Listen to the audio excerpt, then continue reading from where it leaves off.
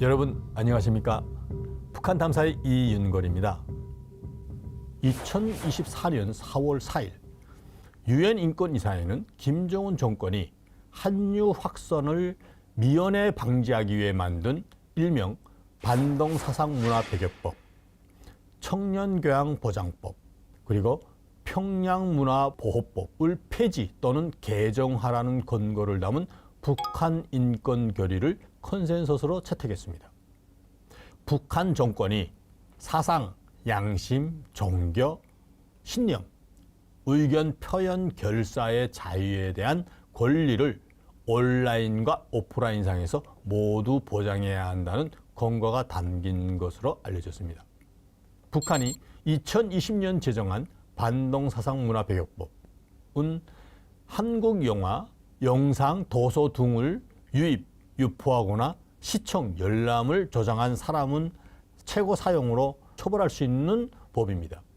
2021년 1년에 제정된 청년교양보장법은 사회주의 생활 형식에 맞지 않는 옷차림과 행위 등을 처벌하도록 규정했고, 2023년에 만들어진 평양문화보호법은 오빠, 누구 오빠, 또 어떤 님, 또는 이랬어 저랬어 한국식 말투를 사용하거나 유포하면 사형에 처해할 수 있다고 되어 있습니다. 제가 북한에 있을 때인 1980년대부터 90년대부터 이미 북한 상류층에서는 한국처럼 서울 말씨를 쓰는 것이 통용될 정도였습니다. 사실 한 가지 더 강조하고 싶은 것은 김정일 자체가 한국 노래를 좋아하는 것은 물론, 기분이 좋을 때 한국 노래는 물론 한국의 일부 드라마에서 나오는 OST 같은 것들도 직접 풍월거리는 것으로 알려졌습니다. 2012년 관련 기관의 의뢰로 북한 내부에서 외국 문화의 전파 속도를 추정하느라고 사실 특별한 조사를 해본 적이 있는데, 중국 드라마 몇 개로 CD를 만들어서 어느 정도 확산되고 어느 정도 이제 그 속도가 빠른지를 검토해 봤습니다.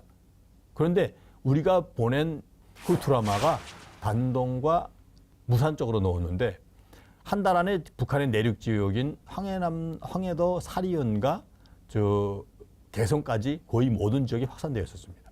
이러한 그 전파는 어떻게 진행되면 대부분 시장을 통해서 진행되는데, 우리가 줄 때 그 CDR이나 USB 같은 것들은 사실은 공짜로 구워줘서 주는 겁니다. 그런데 그분들은 가지고 판매될 때 300 내지 400, 심지어는 500원 내지 1000원까지 판매되고 있습니다. 그때 당시 쌀 한 킬로가 5천 내지 6천 원이었고 옥수수 한 킬로가 3천 내지 4천 원이었습니다. 북한에는 일명 109 그룹화, 소위 109 그룹화, 한국을 비롯한 자본주의 국가들에서 들여온 영상물과 음악 파일, 음란 동영상 등을 단속하는 것을 주요 임무로 합니다. 이 그룹화는 북한 내 핵심 공안 조직이자 권력 조직인 당 조직 지도부, 국가안전보위부, 그러니까 국가보위성이죠. 인민보안부, 지금 사회안전성, 이 인사들을 특별히 차출해서 그 조직을 구성했는데, 우리식으로 말하면 일종의 TF팀이라고 말할 수 있습니다. 북한 주민 중 이러한 콘텐츠 향유, 문화적 욕구를 위해서 감나가는 플레이어를 집안에 들여다 놓는 한편, 암막이나 커튼을 통해서 단속을 피하는 경우는 이미 당연시사로 되어 있습니다. 한때는 심지어 이러한 단속 그룹파들이 전기가 들어오는 시기에는 급시에 어느 한 지역에서 조사할 때 그 지역 변선소에 돌려서 전기를 사전 예고 없이 정전시키고 건멸할 때가 있었습니다. 왜냐하면 그렇게 건멸할 때는 그 정전을 시키면 이미 돌아가던 플레이어들이나 이제 들어갔던 카세트나 또는 녹화기 그렸던 테이프들을 꺼낼 수 없기 때문에, 지금은 다 배터리를 쓰기 때문에 이 정도는 단속할 수 없다는 것이 이미 고정 격식화됐고 고정 사실로 되어 있었습니다. 외부의 문물에 대한 갈증이 심한 북한 주민들에게 있어서 이 그룹과는 곧 공포의 대상이 될 수밖에 없었습니다. 일부 성원들은 일종의 불법 현행이 반려되는 그 자리에서 현금, 다시 말해서 미국 달러나 중국 위엔화 화폐를 말하는 겁니다. 현금을 직접 주고 풀어나는 일종의 거래도 무차별적으로 진행되기도 하고, 실질적으로 이미 선순환 구조가 되어 있습니다. 돈도 이미 지정되어 있고, 2000년 전에는 100 내지 200달러를 그 자리에서 주면 풀려나오기도 했지만, 요즘은 500달러 정도로 이제 가격이 높아졌고, 하지만 이 그룹과의 한계는 분명히 있었습니다. 각급 조직에 사출된 인사들로 구성된 일종의 별동대 조직 성격상으로 삼국기관의 간부들에 대한 단속은 사실상 쉽지 않았던 것입니다. 이 그룹과 단속원들 대다수가 소위 말하는 범털들에 대해서는 증거가 포착되어도 무작정 개인 집단에 들어가서 수사할 수 없던 것입니다.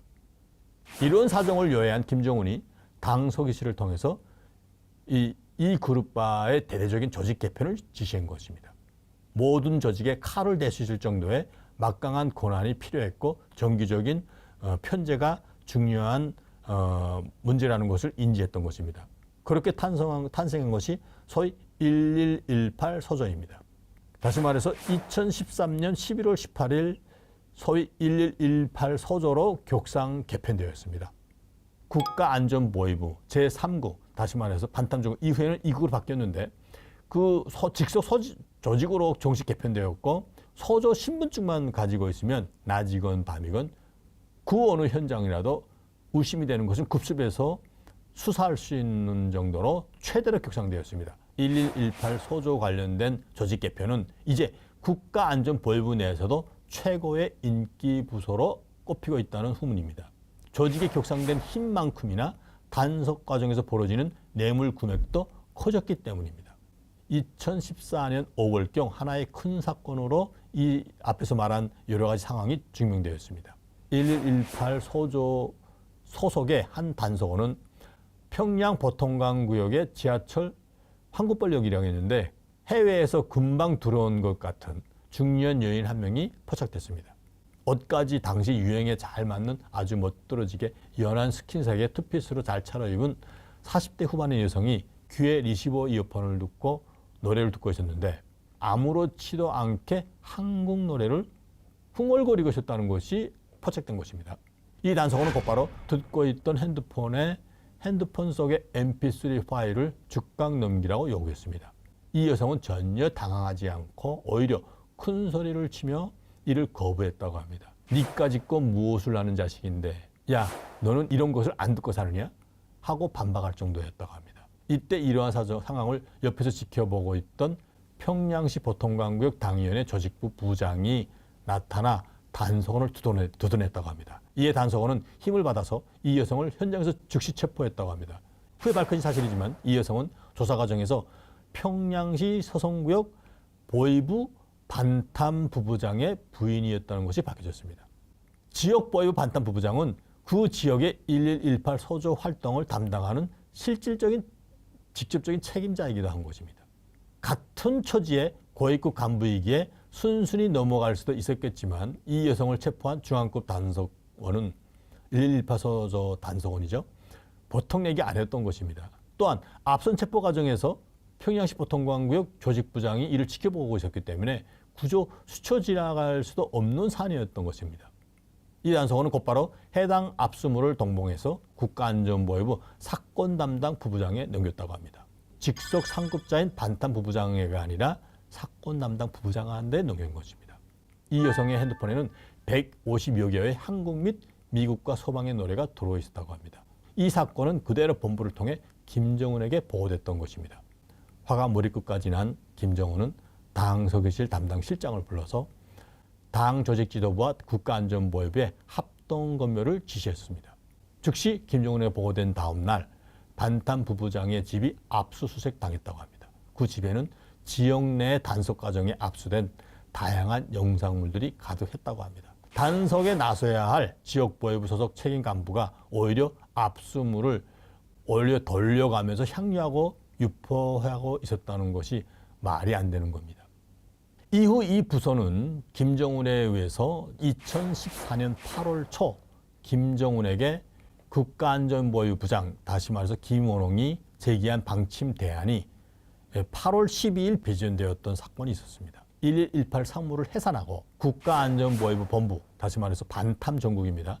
본부 반탐전국 내에 각 독급 보위부에 812초 및 812과를 신설되는 제안서입니다. 그것이 비준된 것입니다.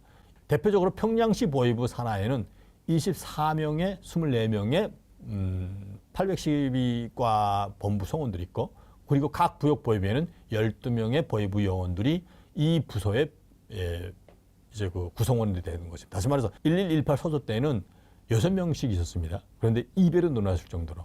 특히는 이 지시가 내려질 때 주요 대상이 일반 주민들뿐만 아니라 당, 사법, 검찰기관, 보위부, 보안부 간부들의 세대에 대한 단속 권한도 정식 기입됐다고 합니다.